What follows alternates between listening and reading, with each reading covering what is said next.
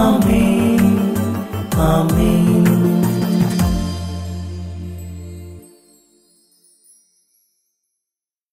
യേശുവിൻ്റെ ഏറ്റവും പ്രിയപ്പെട്ട കുഞ്ഞ് യെശയ്യാ 64:3.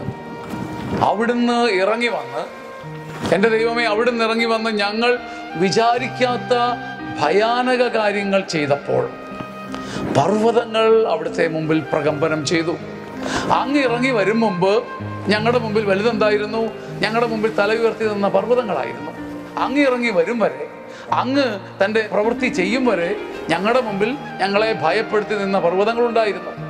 എന്നാൽ അങ്ങിറങ്ങി വന്ന് ഞങ്ങൾ വിചാരിക്കാത്ത ഭയാനക കാര്യങ്ങൾ ചെയ്തപ്പം അതുവരെ ഞങ്ങളെ ഭയപ്പെടുത്തിയ ആ മഹാപർവ്വത നിരകളുണ്ടല്ലോ, അവ പ്രകമ്പനം കൊള്ളാൻ തുടങ്ങി.